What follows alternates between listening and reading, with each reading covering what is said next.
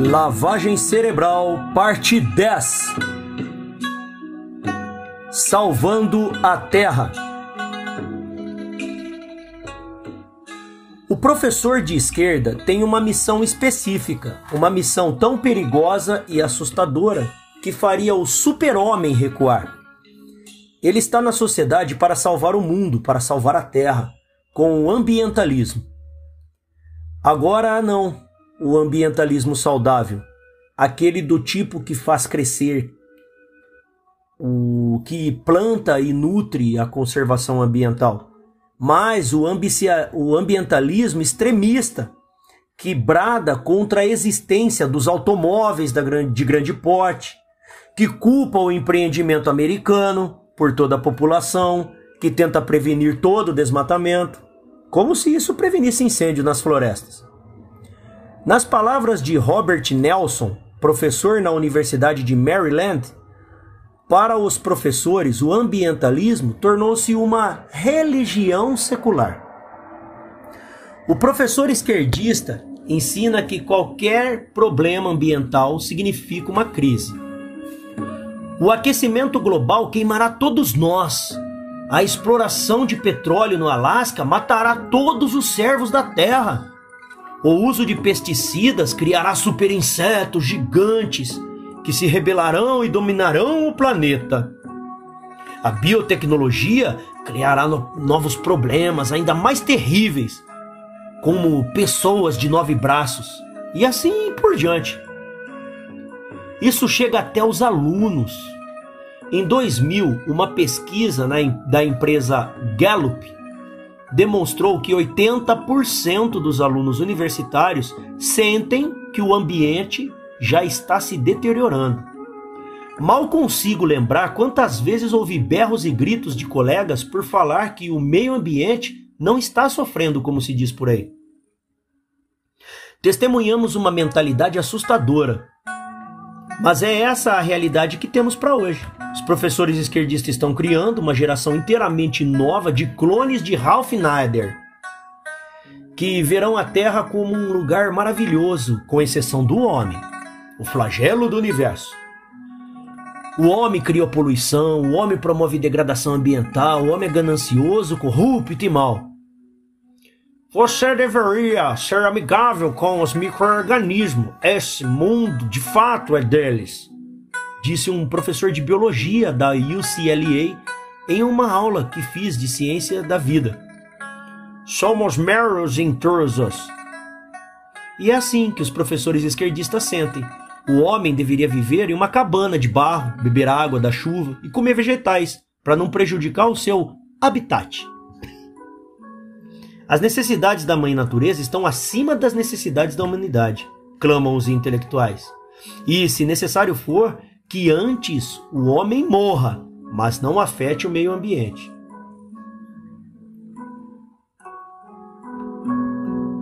Não está quente aqui?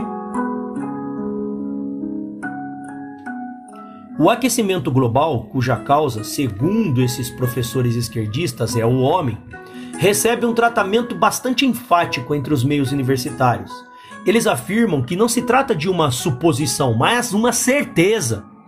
As consequências, se não impedidas, serão desastrosas.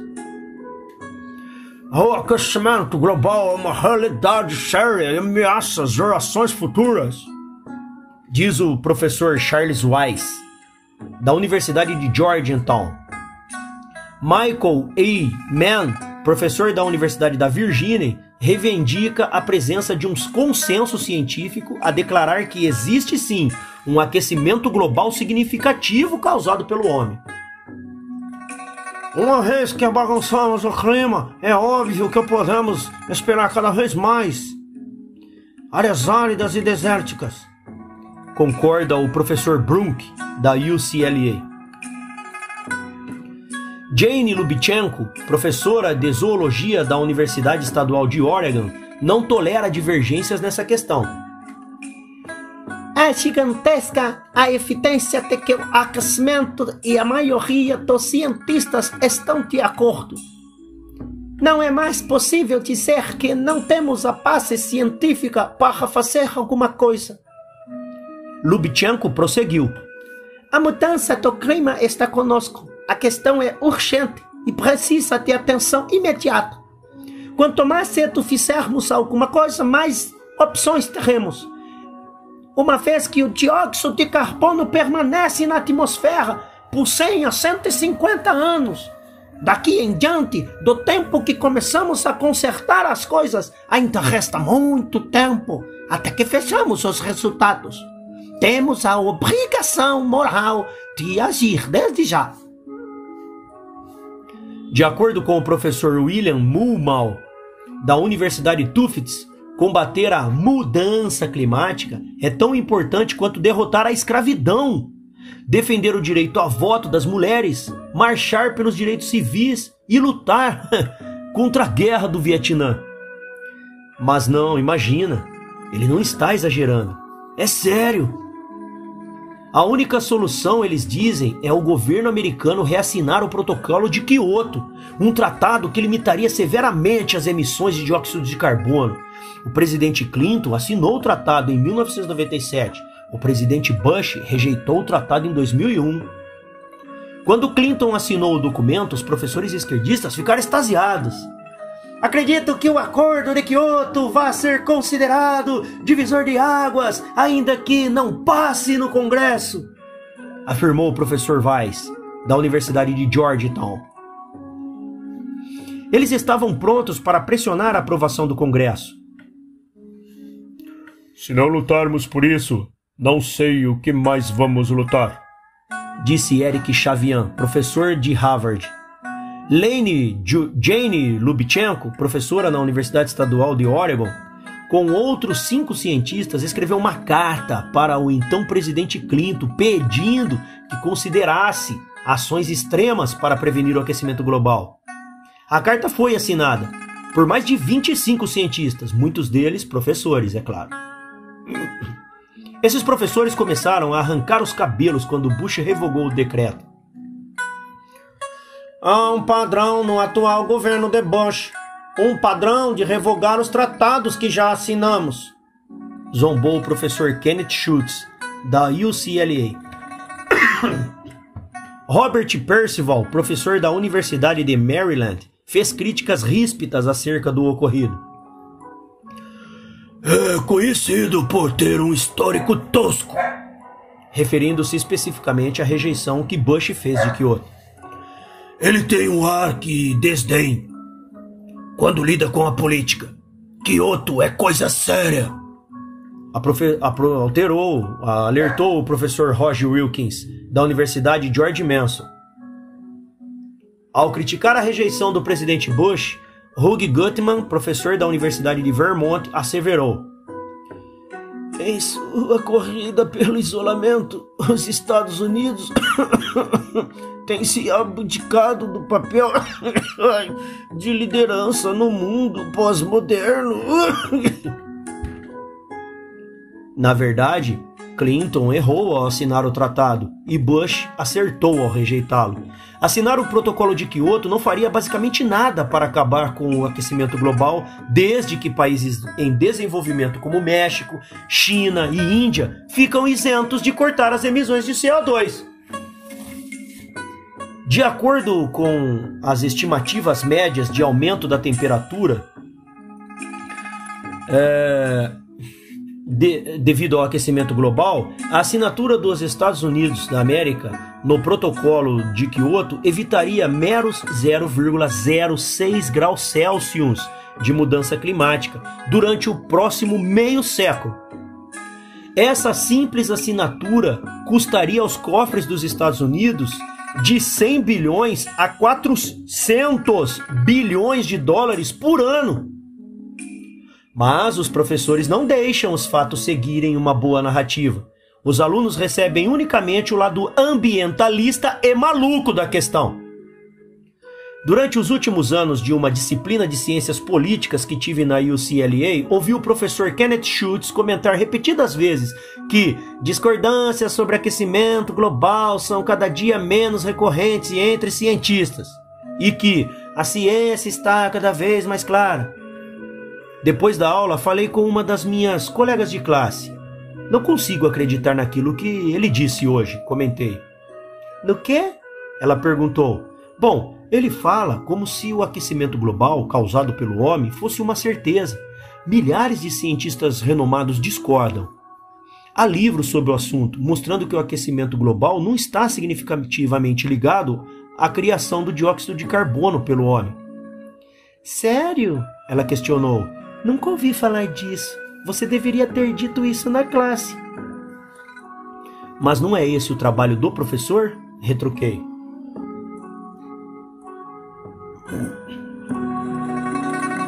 Não podemos simplesmente usar bicicletas?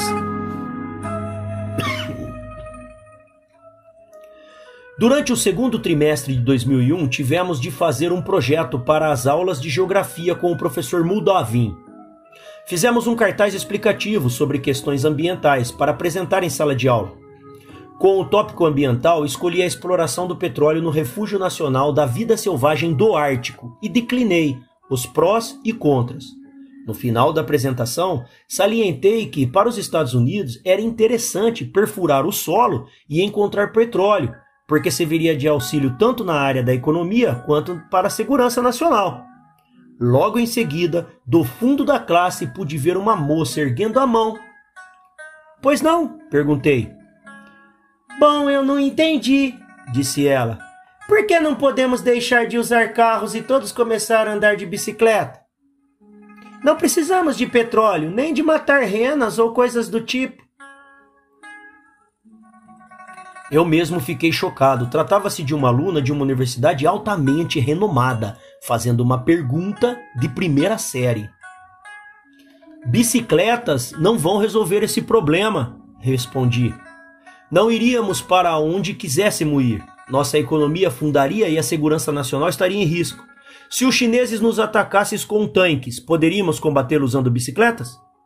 Além do mais, vivemos em um país livre, não é mesmo? Por que um cidadão americano não poderia decidir se quer ou não dirigir um automóvel?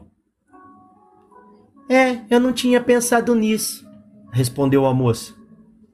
E sim, era verdade, ela não havia considerado aquele cenário, porque os professores esquerdistas nunca, nem 1 milhão de anos, diriam em uma sala de aula que os cidadãos americanos têm o direito de comprar automóveis se assim quiserem. Ao invés disso, eles afirmam: cabe ao governo regulamentar. O desejo típico de um professor esquerdista é proibir por lei o uso de SUVs, que consomem muita gasolina, ignorando o fato de que milhões de americanos pagam muito dinheiro para tê-los, e cuja produção mantém milhares de trabalhadores empregados. Deve ser desconfortável para o cidadão americano perceber que o seu excessivo consumo de combustível é que se tornou culpado de tanta violência desferida contra nós. Olhe-se no espelho e se pergunte com honestidade se você realmente precisa de uma SUV enorme, com roda 25 km por tanque cheio, ou de uma van tamanho família, questiona William Mulmau, professor da Universidade de Tufts. No verão de 2001, enquanto os californianos pagavam mais pelo galão de combustível, o que qualquer outro estado, o professor Richard Gilbert, da UC Berkeley, culpou a popularidade dos carros monstruosos bebedores de gasolina. Depois que Gray Davis, então governador da Califórnia, assinou uma ampla legislação sobre emissões, os professores de esquerda não conseguiram se conter de alegria. A indústria automobilística tem feito constantes melhorias nos motores e fazer uso de computadores a bordo, afirma Robert Harley, professor da UC Berkeley. Seria muito difícil se empregasse esses avanços tecnológicos na eficiência dos combustíveis e não na produção de veículos esportivos. Se olharmos para a história, veremos que a criação de leis é a solução, concorda Mark Jacobson, professor na Universidade Stanford. Sim, proíbe esses empresários porcos que usam tecnologia para lucrar em vez de projetar automóveis sustentáveis que ninguém quer comprar. Esses docentes também querem estipular altos impostos sobre a gasolina para forçar a diminuição do consumo, ignorando os milhares de empregos que seriam perdidos nesse processo. Esse Lawrence Golder, professor na Universidade de Stanford, acredita que o imposto sobre a emissão de carbono projetado para aumentar o preço do combustível não seria um almoço grátis, mas pode ser um almoço que vale a pena comprar. O alto imposto sobre o petróleo na França é maravilhoso, disse o professor Brunk em sua aula de ciência da vida na UCLA, porque paga por si mesmo. A Geórgia deveria aumentar os impostos sobre a gasolina, afirma Michael Meyer, no Instituto de Tecnologia da Geórgia. Se conseguimos justificar esses impostos, acredito que o povo comprará a ideia. David Homer, professor da UC Berkeley, explica o seguinte. Aqueles que usam gasolina causam danos naqueles que não a utilizam. E além do dano causado ao próximo, vão além para não pagar por isso. Essas pessoas congestionam e poluem o espaço público. Logo, pelas palavras do professor, precisamos de impostos federais mais altos sobre os combustíveis. E com ele concorda Joel Slamrod, professor na Universidade de Michigan. A taxação sobre o combustível deveria ser o imposto federal mais alto. Michael Goley, professor no Instituto de Tecnologia de Massachusetts, acredita em restrições pesadas e autoimpostos sobre o uso de combustíveis fósseis. Na dúvida, peça ajuda ao Papai Estado.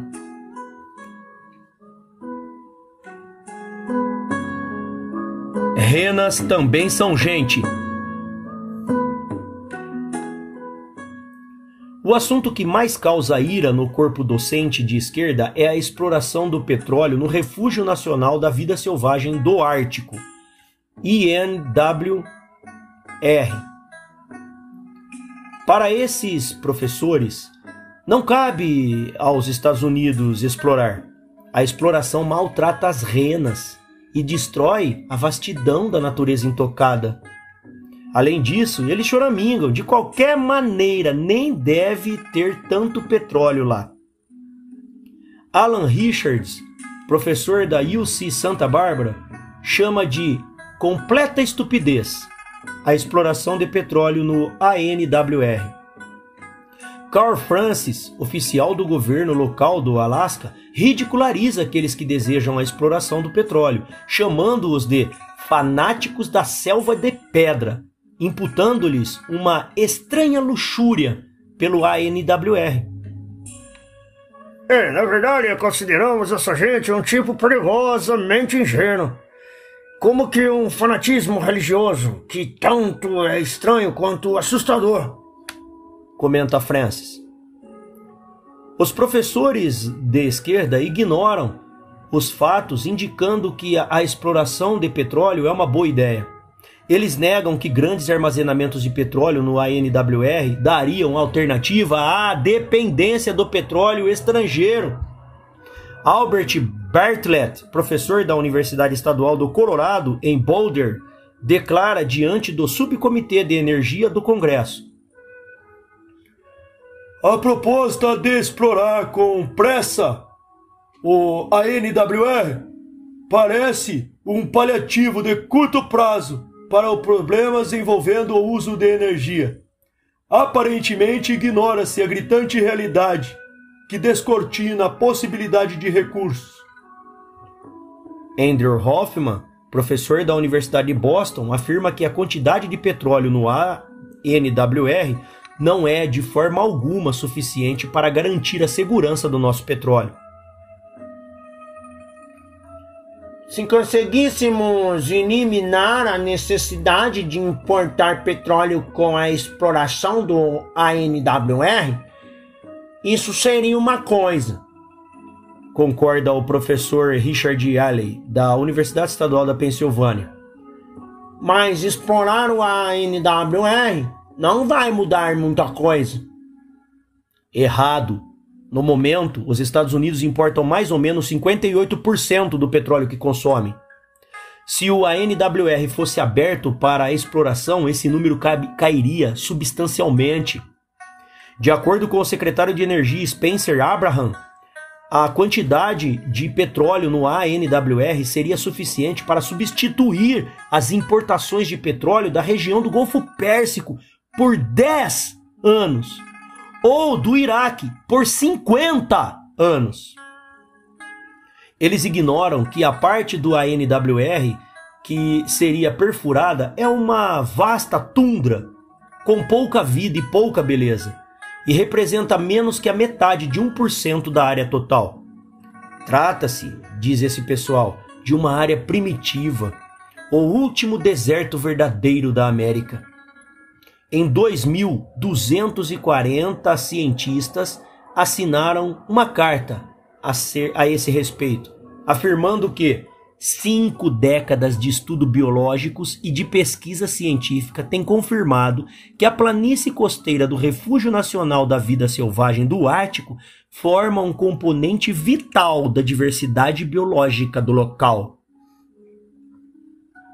Eles descartam a opinião pública do Alasca, que dá forte apoio à exploração, e ao invés disso direcionam os holofotes aos grupos minoritários que se opõem à exploração. Exemplo clássico disso é a tribo indígena Gwich'in, que se opõe à exploração com justificativas ambientalistas. Professores esquerdistas gostam de citar o povo Gwich'in como autoridade final sobre a exploração do petróleo. Esses professores ignoram, por completo, os índios Inupiat, outra tribo, mas que apoia veementemente a exploração, e que, na verdade, vive no ANWR. Embora a justiça perpetuada no passado contra os índios americanos não possa ser desfeita, a ameaça à cultura Gwich'in ainda podem ser remediadas se barrarmos essa exploração. Escreve Steven Dinero, professor na Universidade da Filadélfia. Sacrificar lugar como o refúgio do Ártico é uma cultura que já perdura há milhares de anos e simplesmente errado. Insta Khalil Zoonosi, professor na Universidade Estadual de Portland. Esse tipo de docente considera as estatísticas de população das renas, proclamando que a exploração de petróleo no ANWR dizimaria essa espécie de animal. As renas irão embora dos campos nos quais se extrai o petróleo se prosseguirmos com toda essa perturbação, especula David Klein, professor na Universidade do Alasca em Fairbanks. O produto, o oleoduto e perto dali a estrada de transporte em Prudhoe Bay basicamente divide o rebanho do Ártico Central em 2 grupos, declara, ignorando o fato de que o rebanho do Ártico cresceu em mais de 5 vezes nos últimos 30 anos. E ainda que a exploração do petróleo matasse algumas renas, por acaso algumas renas mortas são mais importantes que a nossa segurança nacional?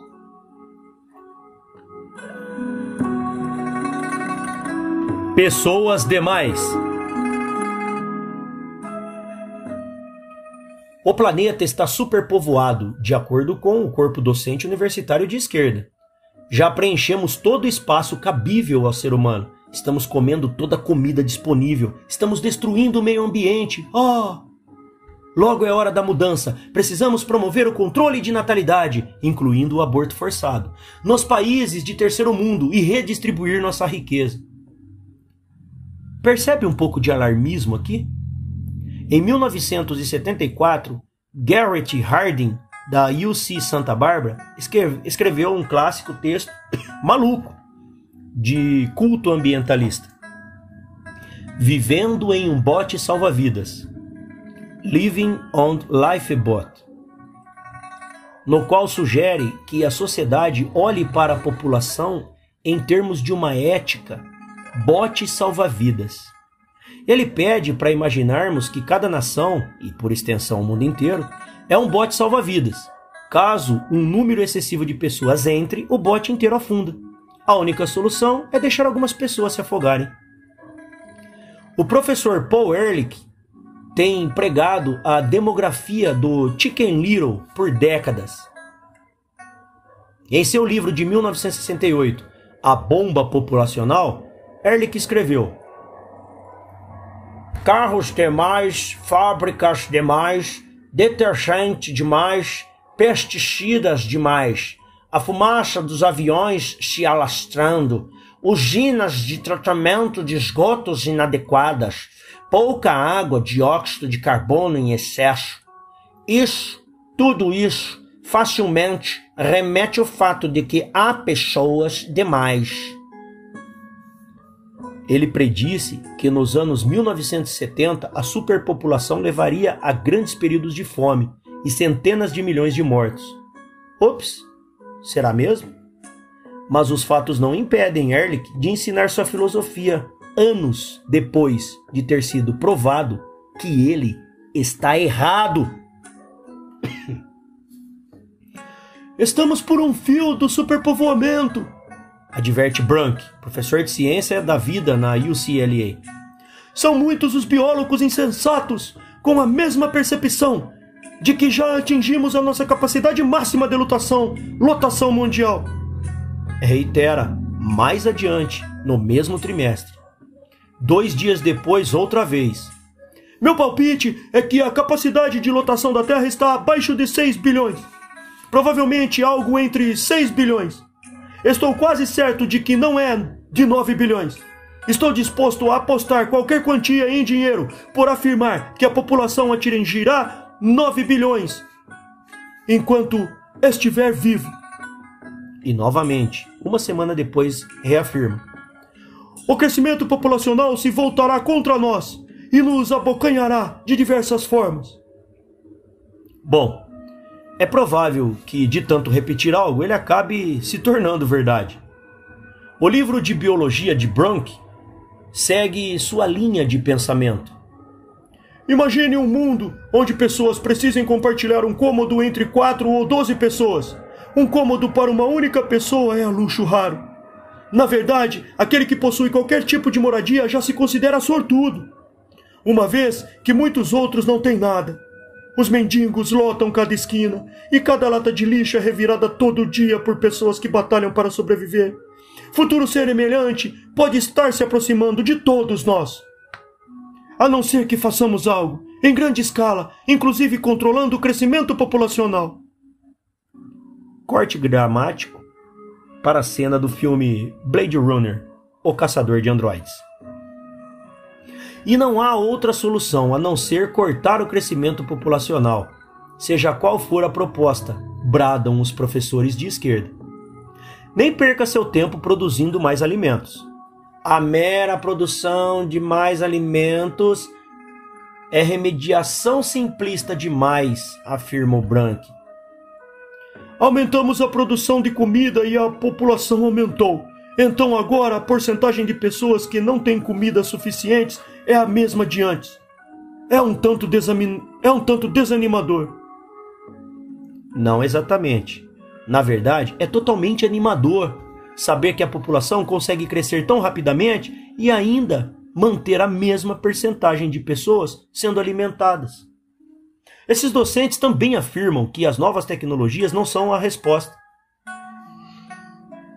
Alguns acreditam nisso e muitos esperam por uma espécie de arranjo tecnológico durante as próximas décadas que colocará a civilização de volta ao caminho da prosperidade, escreve Alan Combs, professor da Universidade da Carolina do Norte.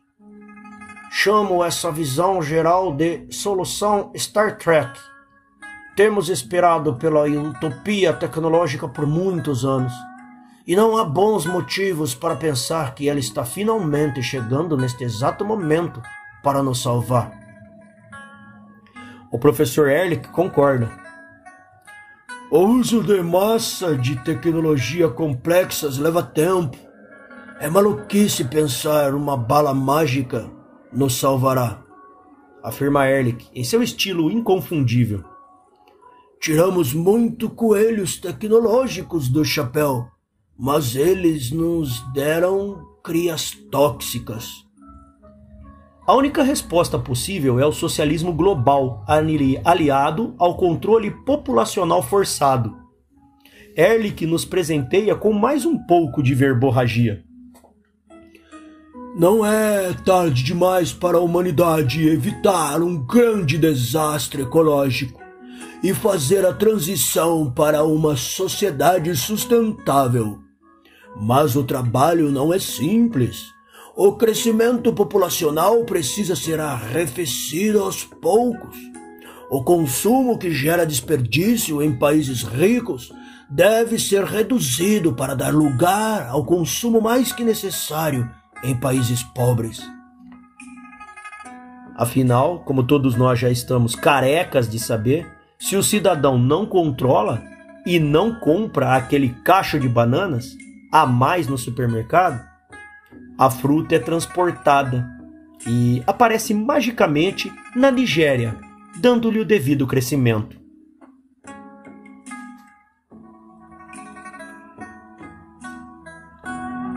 A volta dos luditas.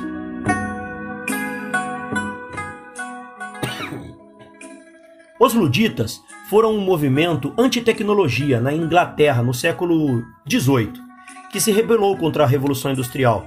Suas ações consistiam em perambular ao redor da área rural e quebrar maquinários. Esse grupo morreu há um século, mas experimenta um avivamento no cenário universitário atual, onde professores esquerdistas rompem com a tecnologia como algo contrário ao meio ambiente. Chet Bowers, professor da Universidade de Oregon, chama os computadores de tecnologia organizadora.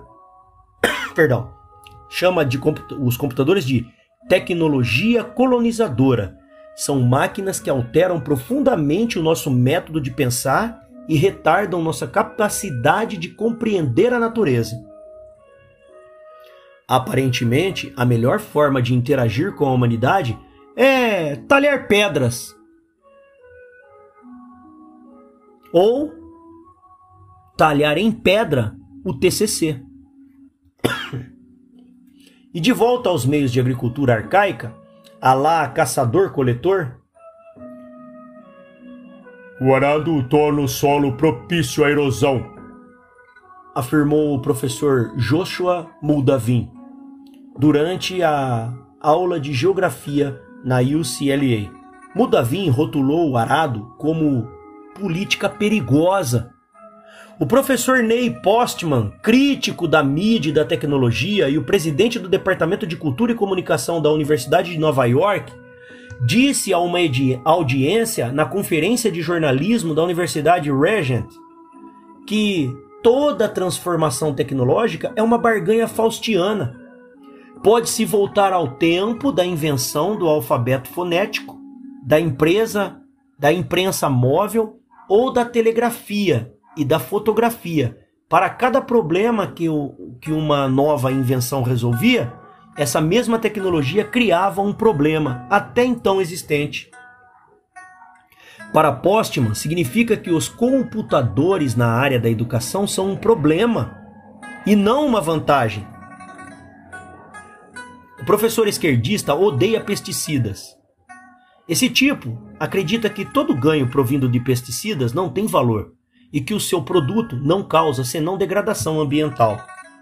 A santa canonizada do movimento antipesticida é Rachel Carson, que, tal qual o professor Paul Litt, da UC Berkeley, disse: "Foi algo que nos chocou, nos assustou e estimulou uma geração a um novo tipo de ativismo ambiental." Carson escreveu um livro intitulado Silent Spring, e nele propôs banir o DDT, um pesticida que mata mosquitos, por causa dos seus supostos efeitos prejudiciais aos humanos e porque afinava a casca do ovo das águias carecas. Putz. A Agência de Proteção Ambiental seguiu a linha de Carson e restringiu drasticamente a produção e uso do DDT em solo americano. Por causa de Carson, entre 30 e 60 milhões de pessoas morreram de malária. Nas palavras do conselho editorial do Wall Street Journal, aqueles que se levantam contra o DDT deveriam ser obrigados a responder a uma simples pergunta sobre o que é mais importante: a vida de uma ave que pode ser prejudicada pelo DDT, ou a vida de uma criança do terceiro mundo que poderia ser salva. A resposta do professor universitário de esquerda: a vida de um pássaro. Durante uma aula de geografia na UCLA, o professor Moudavin, citando Silent Spring, incentivou a extinção global do DDT. O professor Ehrlich sugeriu que a expectativa de vida americana diminuiria em 10 anos se o DDT fosse usado em solo americano. O Dr. Mark Hermerson, da Universidade da Pensilvânia, leciona uma matéria chamada Em Busca de Rachel Carson, o DDT e a Volta da Águia Americana. A descrição do curso diz: os alunos aprenderão sobre a biologia das espécies de pássaros terciários e quaternários, os efeitos dos DDTs e outros pesticidas na cadeia alimentar. Além do mais, aprenderão sobre a pesquisa de Rachel Carson em relação aos efeitos do DDT no ambiente. A biotecnologia também está sob ataque, da genética humana à comida geneticamente modificada. Lembro-me claramente do assistente de um professor que não tolerava a biotecnologia. Ele ridicularizava todas as narrativas de sucesso da biotecnologia e as acreditava aos viés da mídia. Ele comenta a respeito dos avanços da biotecnologia. Então você aumenta o seu tempo de vida em 5 ou 10 anos, mas mesmo assim acaba morrendo. Outras doenças virão. É fácil ignorar algo por 5 ou 10 anos, quando não é a sua vida que está em jogo.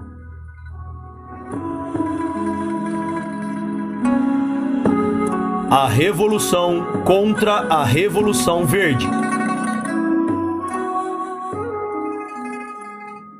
A Revolução Verde nos anos 1960 e 70 revolucionou a produção de alimentos, criando novas espécies de plantio de alto rendimento e aumentando o uso de pesticidas e fertilizantes. Essas novas estratégias expandiram tanto o sistema de plantação que os suprimentos alimentícios conseguiram acompanhar o grande crescimento populacional. Mas se é comida para a população, logo o professor esquerdista precisa destilar ódio.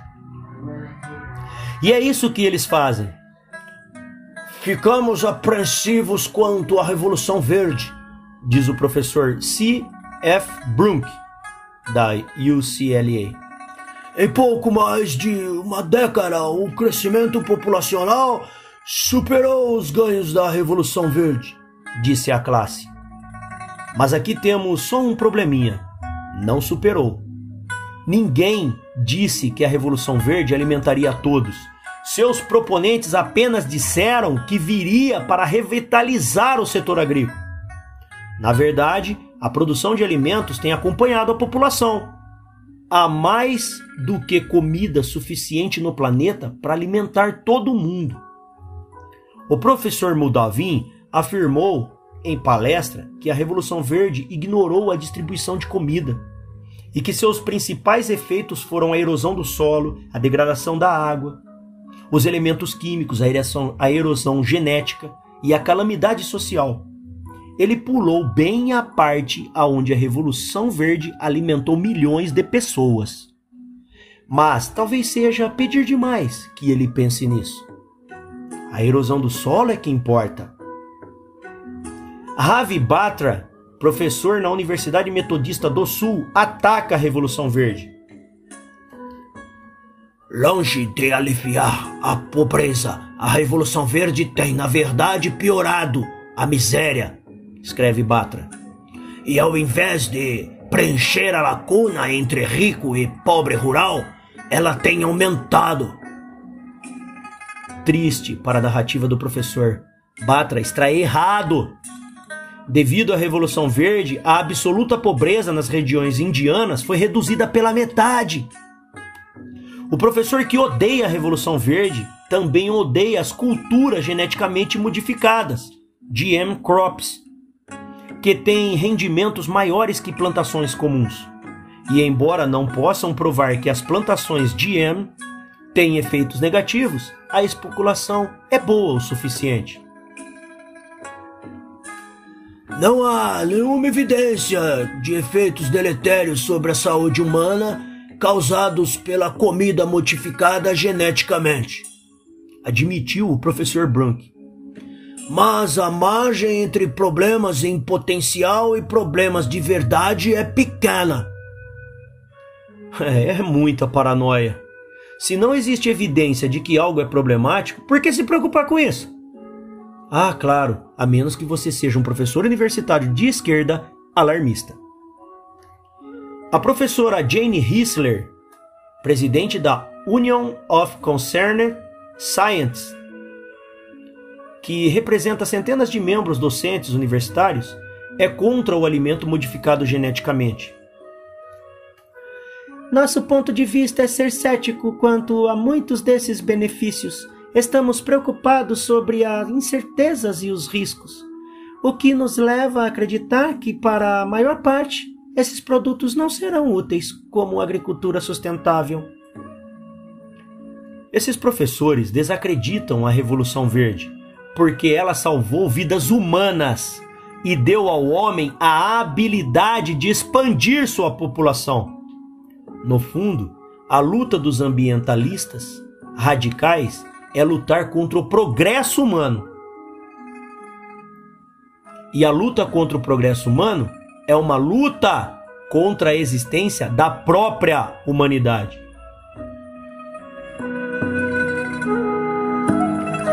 Biodiversidade, exceto para o ser humano.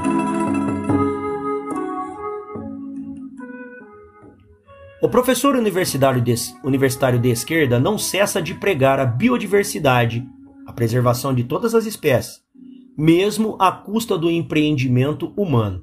Eles ignoram que o homem é parte do ambiente e que a extinção de várias espécies tem sido um processo contínuo há milhões de anos. Esse povo exagera e dramatiza o prejuízo à biodiversidade causado pela humanidade. A meta é impedir o homem de progredir de maneiras novas e mais eficazes.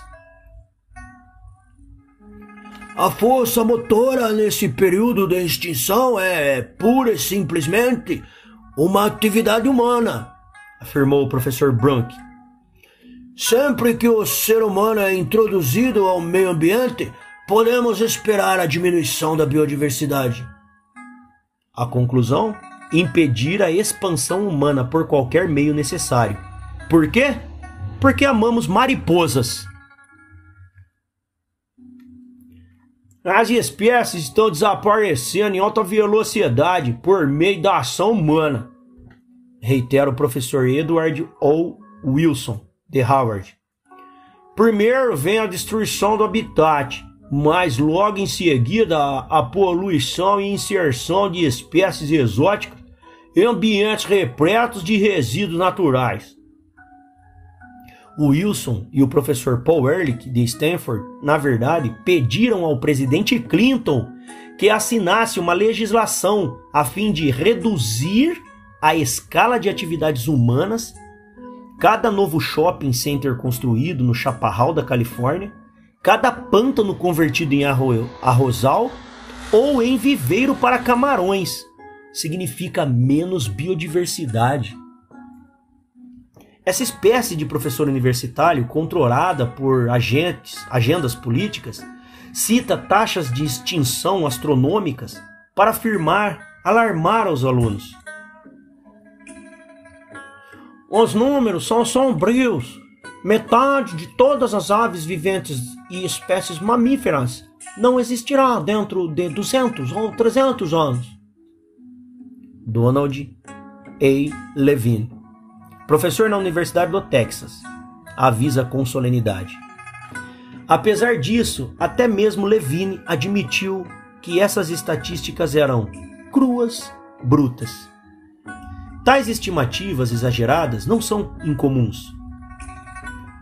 De acordo com os nossos dados, diz o professor Ehrlich, a perda de população mamíferas pode, na realidade, ser muito mais severa do que estimativas atuais, talvez 10% ou mais. O professor Wilson estima a taxa de extinção em proporções críticas, talvez de 100 a 1000 vezes maior que antes de a humanidade surgir. Tudo falso! Julian Simon, professor na Universidade de Maryland, um dos cientistas mais conhecidos e respeitados do último século, explica: a leitura justa dos dados disponíveis não sugere nem mesmo 1/1000 da taxa de extinção que os pessimistas reivindicam. Se as taxas fossem um pouco menor, a própria evolução dos seres precisaria ser questionada. Em seus escritos, Simon mostra quando esse arquétipo sensacionalista se originou e demonstrou que esse gráfico não passava de pura adivinhação.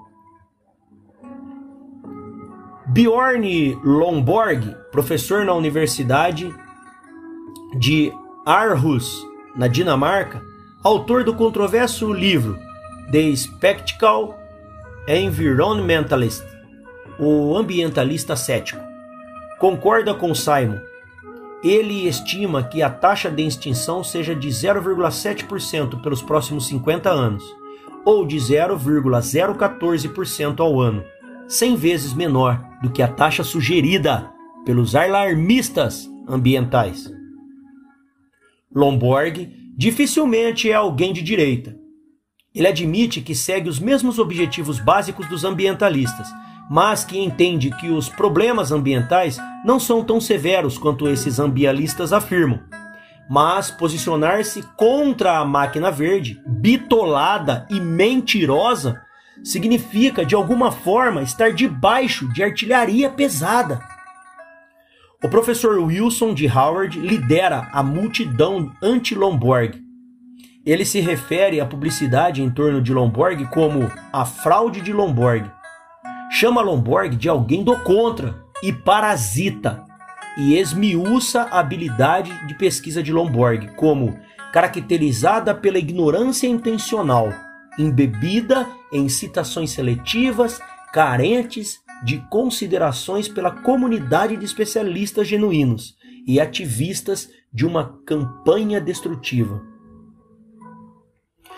É isso que atualmente se passa por crítica acadêmica de um colega cientista?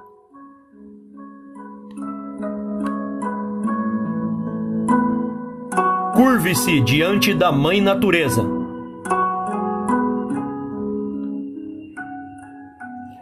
No final de tudo, todo o alarmismo ambiental das universidades prova ser uma máscara do espírito nihilista e anti-humano. O corpo docente de esquerda pensa que sem o homem no mundo seria um glorioso jardim do Éden. Não haveria aquecimento global, sem a verdade de automóveis, sem a presença de automóveis. Não existiria combustível. Que lugar maravilhoso! David Ehrenfeld, ecologista na Universidade de Rutgers,